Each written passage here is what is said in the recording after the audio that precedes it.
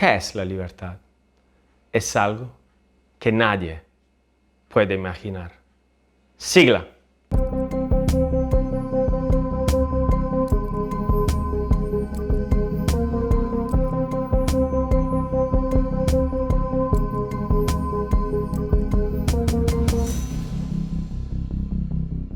Giorgio Gaber iniziava così una delle sue canzoni più amate.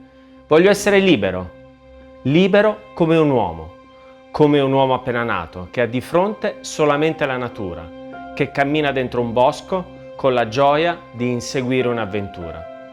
Si è parlato tanto del concetto di libertà, dopo essere passati per un lockdown totale di 2 mesi. Personalmente, al di là delle preoccupazioni a livello lavorativo e per quanto riguardava la salute delle persone a me care, è stato un momento in cui ho trovato la possibilità di rallentare e trascorrere 2 mesi con la mia famiglia. Probabilmente non era libertà in senso stretto, ma certamente un modo per trovare della positività quando tutto andava in un'altra direzione. E ci siamo divertiti con i miei figli anche a scattare qualche foto.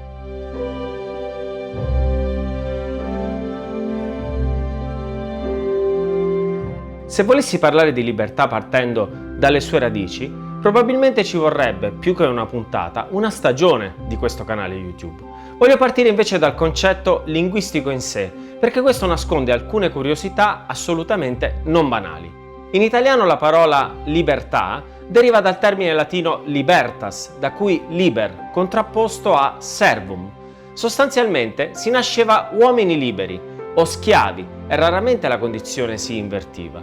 Vissuti nel mondo occidentale, per certi versi ovattato, a volte dimentichiamo che la libertà dovrebbe essere un diritto, molto spesso invece è una conquista. Se analizziamo la lingua inglese, però, notiamo subito come il termine finisca per sdoppiarsi, diventando duplice. Abbiamo freedom e liberty. Logicamente il secondo ha una derivazione latina, come per l'italiano libertà, mentre il primo è spiccatamente germanico e ne troviamo tracce nelle diverse altre lingue europee. Apparentemente ci verrebbe da pensare che i termini possano essere coincidenti, ma non è così, anche se l'uso di tutti i giorni a volte li confonde. Freedom rappresenta un potere di autodeterminazione, o ancora meglio, libero pensiero, mentre liberty rappresenta una libertà sociopolitica, una condizione di uomo libero, ha a che fare con il ruolo dell'uomo all'interno della società. Al di là del concetto di liberty, che è indipendente dalla nostra volontà e che è legato al contesto geopolitico in cui si ha la fortuna o la sfortuna di nascere, è importante che ognuno di noi possa trovare la sua freedom. Per me freedom significa poter spaziare, creare, viaggiare ed è quello che voglio trasmettere ai miei figli. Mi ricordo di un viaggio a Malta in cui le 2 pesti di 5 e 7 anni rassicuravano un trentenne al suo primo viaggio in aereo. Onestamente non credo ci siano riusciti, ma è stato giusto provare. Riprendendo le parole di Gaber, la natura e l'avventura sono certamente espressioni di libertà che mi coinvolgono fortemente. Una spiaggia enorme, isolata, una notte sotto le stelle nel silenzio più totale, a scattare fotografie come queste, ma anche solo in totale contemplazione. Queste sono le mie forme di libertà.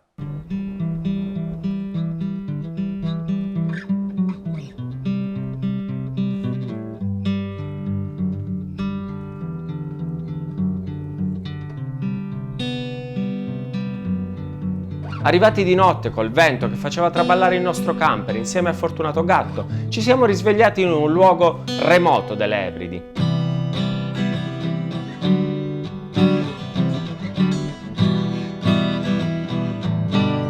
Libertà in questo caso è stato portare una chitarra in giro per centinaia di chilometri, certamente non libertà di muoversi agevolmente all'interno del camper.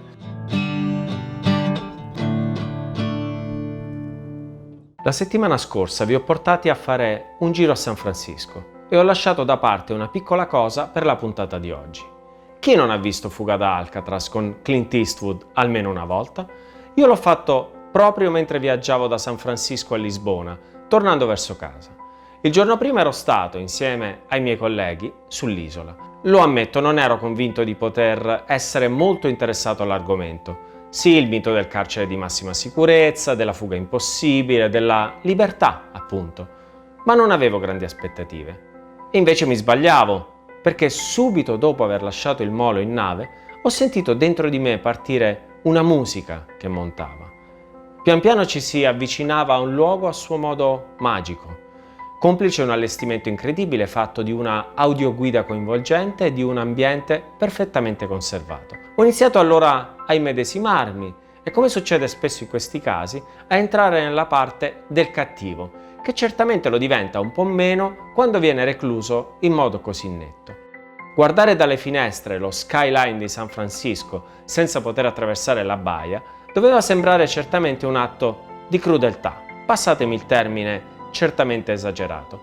E allora ho iniziato a scattare foto e a immaginare le mie riflessioni da recluso proprio lì.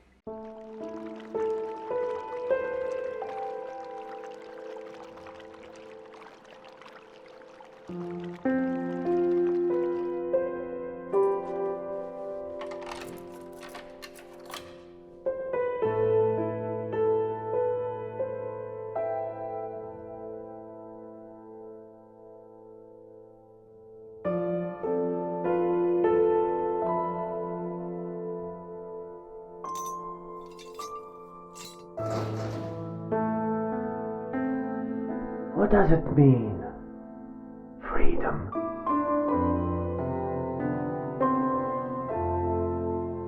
Is it just a word?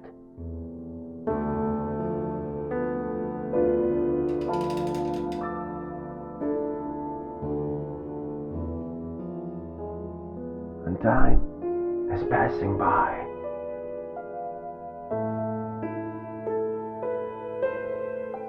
When the sun is shining outside. But no outside for me. And all the days are the same.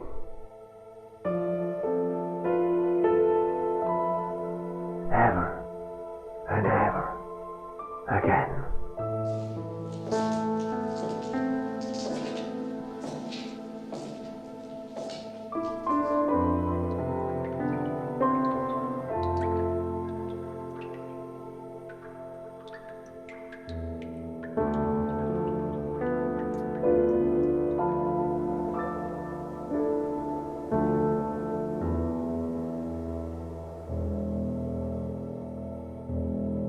Is it just a word?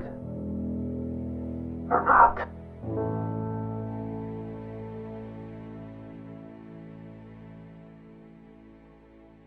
Prima di lasciare la struttura, nell'area dedicata ai souvenir, ho visto un anziano signore che firmava copie di un suo libro. William G. Baker.